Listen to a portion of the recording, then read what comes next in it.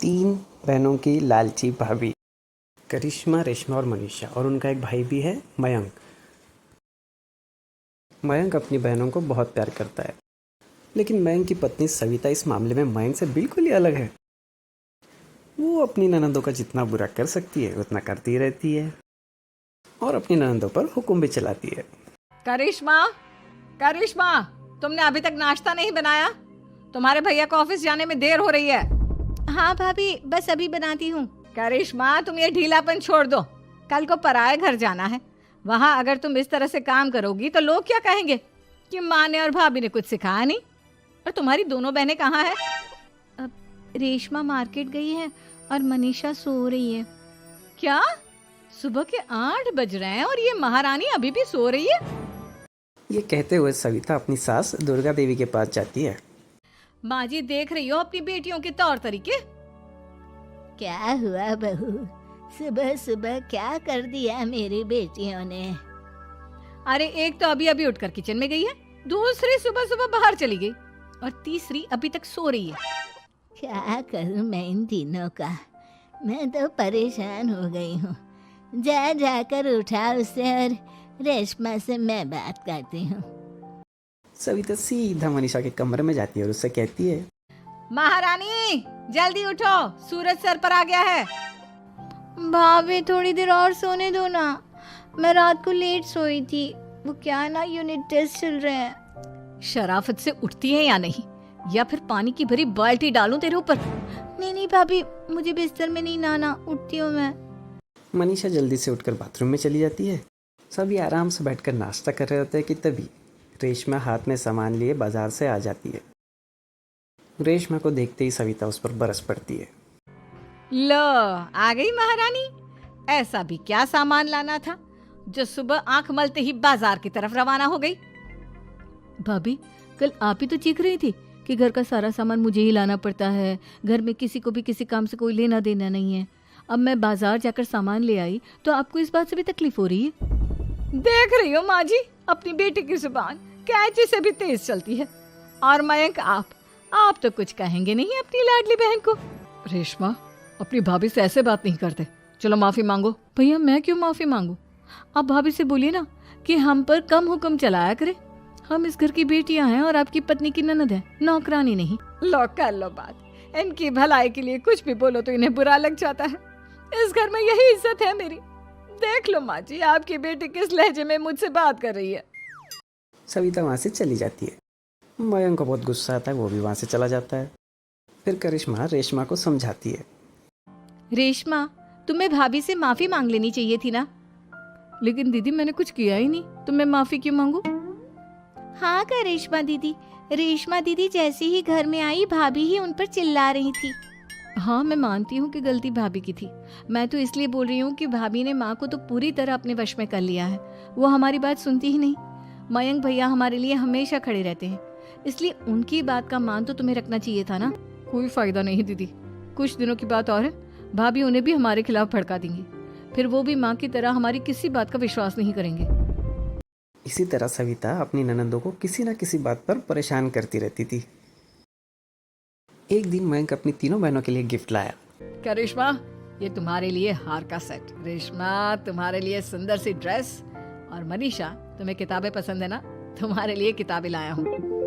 Thank you भैया। Thank you भैया। Thank you भैया। करिश्मा, तुम्हारा नेकलेस कितना सुंदर है। ये भैया कहाँ से ले आए होंगे?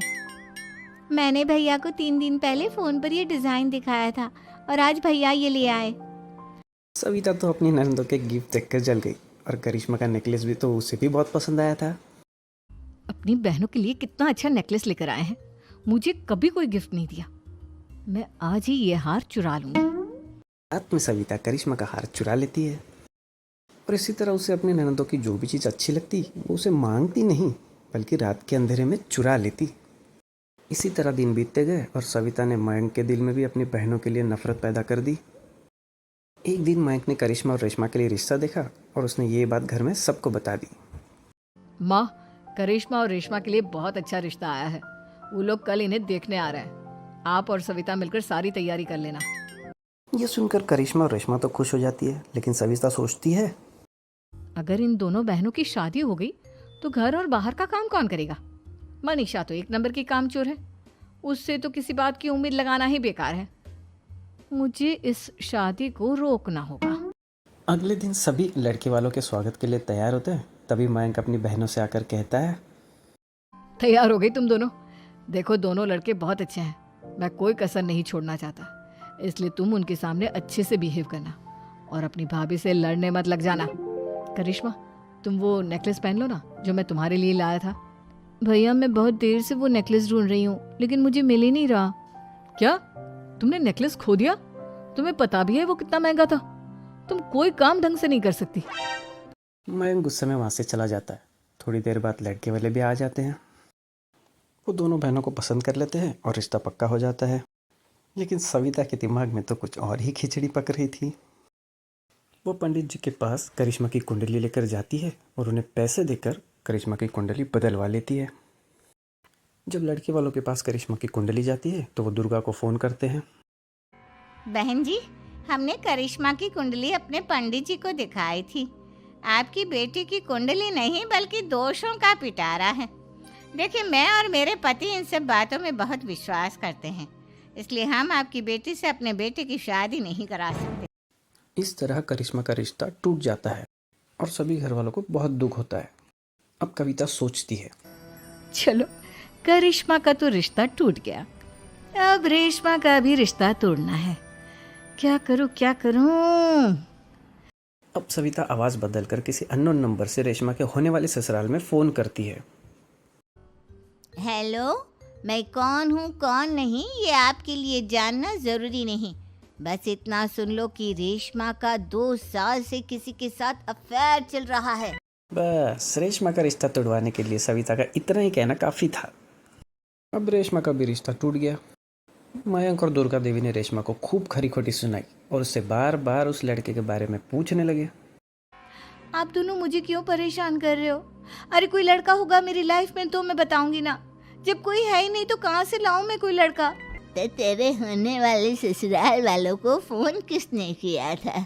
माँ, मैं नहीं जानती किसने फोन किया था, मैं सच कह रही हूँ। मैं तो पहले ही कह रही थी इसकी लगाम खींच कर रखो, लेकिन मेरी सुनता ही कौन है। आप चुप रहिए भाभी, ये सब आपका ही किया धरा है। अब तीनों बहनों को यकीन हो जाता है कि ये सब इनकी भाभी का ही किया धरा है। अब भाभी को सबक सिखाने के लिए तीनों बहनें एक वकील कर लेती है और घर में हिस्सा मांगती। देखो भैया, माँ बाप की जायदाद में जितना बेटों का हक होता है उतना ही बेटियों का, इसलिए इस घर के 4 हिस्से होंगे और हमें अपना हिस्सा चाहिए। मैंने तुम्हारे लिए क्या क्या नहीं किया और तुम इस घर में हिस्सा मांग रही हो? भैया, आप और माँ हम बहनों की कोई बात नहीं सुनते हो और भाभी हमारी शादी नहीं होने देगी क्योंकि उन्हें लगता है कि आप हमारी शादी में ज्यादा पैसा लगाओगे और उन्हें हम जैसी फ्री की नौकरानी कहाँ मिलेगी। तो हम भाभी के साथ तो रह नहीं सकते, हम बहनों को अपना हिस्सा चाहिए। अरे तुम्हें शर्म आनी चाहिए अपने भाभी पर ऐसा इल्जाम लगाते हुए। वो तुम्हारे बारे में कितना सोचती है। हाँ माँ, भाभी हमारे बारे में बहुत सोचती है, दिन रात बस यही सोचती रहती है कि किस तरह से अपनी तीनों ननदों को परेशान करूं और कभी मुझे पढ़ने भी नहीं देती। दोनों बहनों का रिश्ता भी तो इन्होंने ही तोड़वाया है और रात में हमारे कमरे में आकर हमारी चीजें भी चुराती हैं। इसी तरह तीनों बहनें अपनी बात पर अड़ी रही। अब कोर्ट में तारीख भी शुरू हो गई। जब सविता को लगा कि उसकी तीनों ननद इतनी आसानी से नहीं मानने वाली, तो उसने अपने पति और सास को सारी सच्चाई बता दी और अपनी तीनों ननद से माफ़ी मांगी। मयंक और दुर्गा को भी अपनी गलती का एहसास हो गया। अब सविता खुद करिश्मा और रेशमा के लिए अच्छा रिश्ता ढूंढती है और उनकी शादी करवा देती है।